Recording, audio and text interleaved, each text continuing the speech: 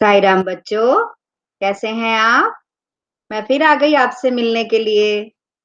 चलिए, आज की कक्षा का शुभारंभ हमेशा की तरह ओमकार से करते हैं। ठीक है? आइए।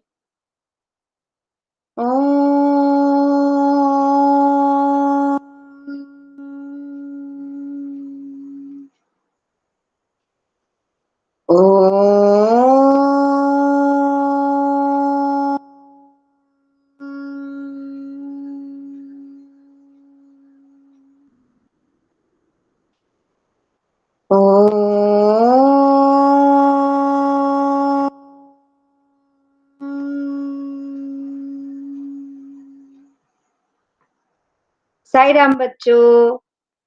बच्चों, इससे पहले इसके पहले की कक्षाओं में हमने बहादुर बिट्टो पढ़ा था, है ना? और उसके अभ्यास भी पूरे किए थे। आशा है आप सबने कर लिए होंगे। कल की कक्षा में हमने कविता पढ़ी नई वाली, हमसे सब कहते हैं, उसको समझा, उसके कठिन शब्द, शब्दार्थ और कुछ अभ्यास भी हमने हल किए, है ना? आज हम बचे हुए अभ्यासों को हल करते हैं। ठीक है? आइए, इसके लिए मैं आपके साथ अपनी स्क्रीन शेयर कर रही हूँ।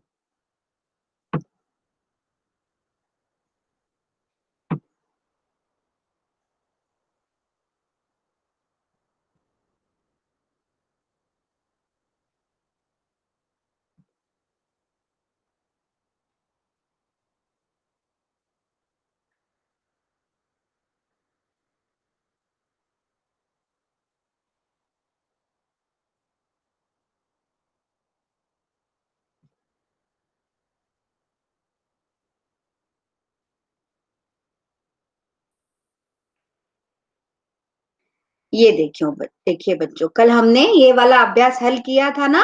इसमें चालू की सूची में बहुत सारे शब्द दिए गए थे और यहाँ पर कुछ कॉलम दिए गए हैं अक्षरों के हिसाब से, जिसमें हमें जानवर या पक्षी का नाम लिखना था, खाने पीने का सामान लिखना था, खेल का नाम या खेल का सामान लिखना था।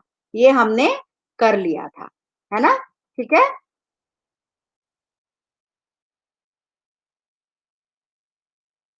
ये देखिए, ये हमने इसको हल कर लिया था। अब इसी से संबंधित एक और अभ्यास है, आइए आज हम इसे देखते हैं।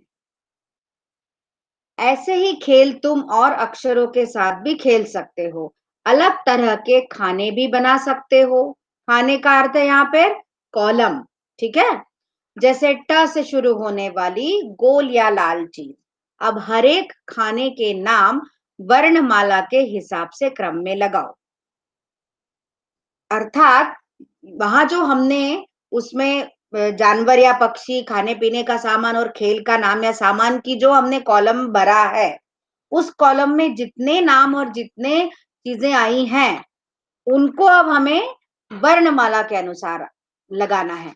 अब वर्णमाला याद करो। वर्णमाला क, ख, ग, घ, अंग, है ना? ये वर्णमाला है ना? तो इसके हिसाब से हमें लगाना है। ठीक है? अब सबसे पहला कॉलम है जानवर या पक्षी। इसमें कबूतर, गाय, तोता, पांडा, बकरी, मगर, लोमड़ी और शेर, है ना? ये हमने वर्णमाला के अनुसार जानवरों के और पक्षियों के नाम लगा दिए। दूसरा, खाने पीने का सामान। इसमें ककड़ी, गुलाब जामुन, चटनी, पपीता, पेड़ा, बेर, मसाला, लड्डू, शक्कर और शहतूत। ये हमने वर्णमाला के हिसाब से खाने पीने के सामान की सूची बनाई। अब है खेल का नाम या खेल का सामान। इसमें कबड्डी, गिल्ली, पतंग, बल्ला, लट्टू और शतरंज। ये हमने वर्णमाला के हिसाब से सूची बनाई। हमसे सब कहते कविता में जिन लोगों, चीजों और जगहों के नाम आए हैं, उन्हें नीचे हुई दी गई तालिका में लिखो। ठीक है?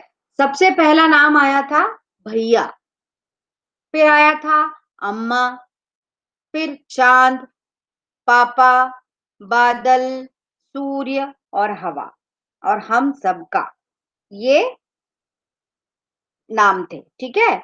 अब चीज़ों के नाम में खिलौने, है ना? अम्मा कहती खेल खिलौने मत फैलाओ, है ना? आया था ना? ये चीज़, खिलौने चीज़ हो गई। अब जगह, यहाँ, अंदर, घर भर, बाहर, है ना? पापा कहते बाहर जाओ, है ना? घर भर खेल खिलौने मत फैलाओ, खबरदार जो अंदर आए, है ना? ये सब जगहों के नाम आए थे, ठीक है? तो आप अपनी किताब में जो खाली जगह छूटी हुई है, उसमें ये चीज़ें भर लीजिएगा। आगे देखते हैं। अरे वाह! ये तो एक कहानी है। ये कहानी तुमने कई बार सुनी है। कौआ और लोमड़ी। बच्चों, बचपन में हमने ये कहानी कई बार सुनी है ना? आपको ये कहानी पता है ना? आइए एक बार हम इसे पढ़ लेते हैं। एक बार एक कौवे को एक रोटी मिली। लोम लोमड़ी ने सोचा, क्यों न मैं इस कौवे को मूर्ख बनाकर रोटी ले लूं। लोमड़ी बोली, कौवे भाई, तुम इतना अच्छा गाते हो, मुझे भी एक गाना सुनाओ। कौवे ने जैसे ही गाने के लिए मुंह खोला, रोटी नीचे गिर गई। लोमड़ी रोटी लेकर चली गई, है ना? लोमड़ी ने अपनी चालाकी से कौवे से रोटी छीन ली, है ना? अब क्या है बच्चों कि इसी कहानी के चित्र देकर और वहां पर जगह खाली छोड़ी गई है। आप अपनी किताब में देखिएगा, है ना? और वहां पर हमें नई कहानी बनानी है ना? अब वो तो हो गई पुराने जमाने की कहानी।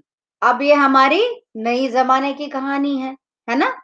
तो इसको हम थोड़ा-सा बदल दें। देखिए हम बदल रहे हैं। एक बार एक कौवे को रोटी मिली। रोटी देखकर लोमड़ी के मुंह में पानी आ गया। रोटी पाने के लिए उसने एक उपाय सोचा और कौवे से कहा, भाई तुम कितना अच्छा गाते हो, मुझे भी एक गाना सुनाओ। यहाँ तक तो कहानी बच्चों सेम है। अब आगे देखिए, है ना? अब थोड़ा सा इसमें हम चेंज लाते हैं, थोड़ा सा बदलाव लाते हैं। कौवा चालाक था, लोमड़ी की चालाकी समझ गया और रोटी को पंजे में दबाकर गाने लगा, है ना? यहाँ कौवे ने भी लोमड़ी की तरह चालाकी दिखाई। कौवे ने अब रोटी को मुंह में दबाकर गाना शुरू नहीं किया, रोटी को नीचे नहीं गिरने दिया। कौवे ने अपना खाना जो था, जो उसने बड़ी मेहनत से ढूंढा था, उसको पहले पंजे में दबा लिया और फिर उसके बाद उसने गाना शुरू किया। लोमड़ी को कौवे की समझदारी समझ में आ गई। वह अपना सा मुंह लेकर चली गई और कौवा बड़े मजे से रोटी खाने लगा। ठीक है बच्चों? तो ये जो है, ये बदली हुई थोड़ी-सी कहानी, इसमें कहानी में थोड़ा-सा बदलाव किया गया है और फिर इसको हमने बनाया है। तो अब आपको ये कहानी जो है, वो किताब में जो खाली जगह पे दी हुई है चित्रों के नीचे, उसमें आपको इसको लिखना है। ठीक है बच्चों, लिखेंगे ना? ठीक। तो इस पाठ के अभ्यास यहीं समाप्त होते हैं। ये इसका अंतिम अभ्यास था। अब आज हम एक नई एक्सरसाइज, नया अभ्यास करने जा रहे हैं, जो पाठ से संबंधित नहीं है, पर आपके लिए बहुत जरूरी है और आपको सीखना भी जरूरी है। ये है हिंदी की गिनती, है ना? आपने पहली कक्षा में भी सीखी होगी, दूसरी कक्षा में भी सीखी होगी, अब आपको तीसरी कक्षा में भी सीखना है ना? पहले आज मैंने 1 से लेकर 30 तक गिनती अंक में भी और शब्दों में भी लिखी है। इसे आप अपनी कॉपी में उतारिएगा और इसको लिखने की प्रैक्टिस कीजिएगा।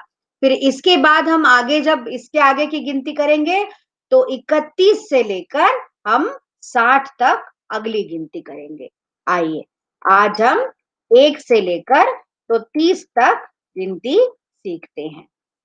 ध्यान से देखिएगा कि हिंदी में इसको अंक में कैसे लिखा जाता है और शब्द में कैसे लिखा जाता है। 1, 2, 3, 4, 5, 6, 7, 8, 9 और 10।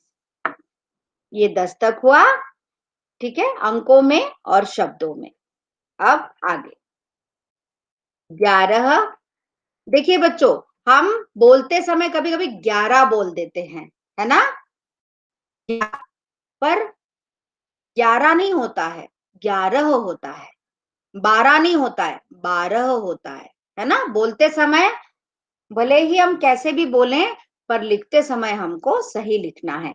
11, 12, 13, 14, 15, 16, 17, 18, 19 और 20। इसको अंकों में और शब्दों में कैसे लिखा है, इसको ध्यान से देखिएगा और फिर लिखकर इसकी प्रैक्टिस कीजिएगा। ठीक है? आगे बढ़ते हैं। अब है 21, 22, 23, 24, 25, 26, 27, 28, 29 और 30। बच्चों, एक बात की तरफ मैं आपका ध्यान दिलाना चाहूंगी कि यहाँ पर 23, 27 और 28 इन तीनों में ई बड़ी है। वो मेरी गलती के कारण मैंने इसमें छोटी ई लगा दी। गलती पर ध्यान नहीं गया मेरा, इसके लिए मैं आपसे क्षमा चाहती हूँ। पर आप ध्यान रखिएगा, 23, 27 और 28 इसमें ई कैसी है? बड़ी। जैसे 22 में ई बड़ी लगी है ना, वैसे ही 23, 27 और 28 में भी बड़ी ई आएगी। ठीक है? ध्यान रखिएगा इसको। और अंकों में कैसे लिखा है और शब्दों में कैसे लिखा है, इसको बहुत अच्छी तरह देखकर और इसकी प्रैक्टिस कीजिएगा। ठीक है बच्चों, करेंगे ना? तो आज के कक्षा में हमने 1 से 30 तक गिनती सीखी और हमसे सब कहते हैं कि बचे हुए अभ्यास हमने पूरे किए। आशा है आपको अच्छी तरह समझ में आए होंगे और आप इसे अपनी किताब में और कॉपी में जरूर हल करेंगे और इसको अच्छी तरह पढ़ेंगे भी। ठीक है बच्चों, तो आज की कक्षा को हम यहीं विराम देते हैं।